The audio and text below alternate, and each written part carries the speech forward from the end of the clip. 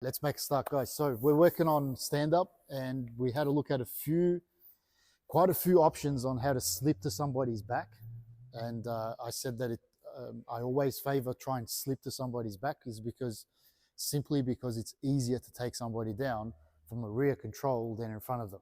Okay, so I'm just going to show you guys how to finish the takedown from the back control. Okay, so typically when we get to the rear control here, we lock our hands like so, and we're here. And when from this position, if Ford reaches over, just some strategies on control. If he reaches over, I want to avoid him getting to that whizzer on that arm there. Yes, we don't want this, because if he reaches over and he gets that overhook right like so, he can actually take me down rather than me taking him down. We want to avoid situations like that. So when you're here, you release that there. When you're here on the rear control and you see the person reaching back, before he gets a hold of that overhook tie, switch to the other side, like so. Same thing on this side. If he reaches over, go the other way, okay? Don't allow them to get that over tie on you because he can reverse the takedown. And from here, you want to be disturbing his balance too, okay? We don't want to be just holding on. We want to just disturb his balance. We can start setting up takedowns like so, okay? From this position, where before I hit any type of takedown, I'd be looking at off balancing him here, which is quite easy to do because I have control of his waist, okay? So one of the really good ways to take somebody down from here is to, from this type of a lock where you're palm to palm, to switch to 10-finger grip and get around to the side. And then from here, reach down and block the knee. And I have a cupping grip on that far hip here.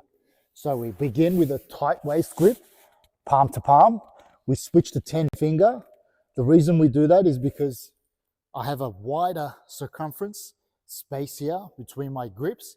So that allows me to get out to the side with a wider grip, okay? If my grips were palm to palm, it's harder to get around the person. So I go 10-finger grip and I get around to the side before I hit him with this takedown. Now from here, as I let go, control the knee like so, this one here will be cupping that far hip. And now from this position, I just slide down to my knee as I brush the back of his heel and pull on the waist with my right hand. So here. And obviously from here, we want to be crowding the hips. You can kind of go over the legs like so with a low hip position. This is like pretty much called like the leg ride, but no one usually accepts this position. So he would probably come up onto his knees and elbows. When he does, make sure you just hover over him. Come on. Yeah, hover over him here with your hips up like so, meaning that your hip level should be above his, okay? Because if you try to come back up, keep going, come up, come up, come up.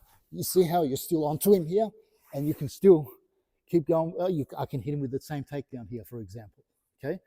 But the lesson there is to keep your hips above his the whole time.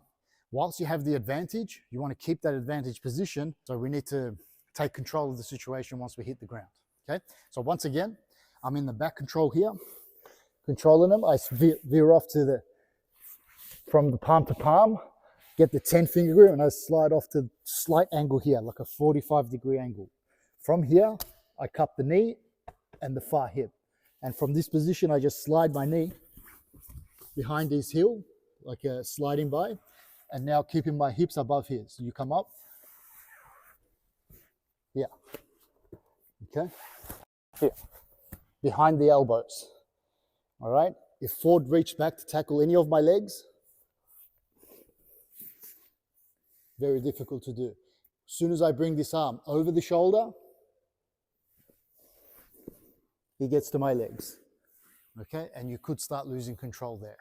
One last time, from a slightly different angle. We're here, 10-finger, like so.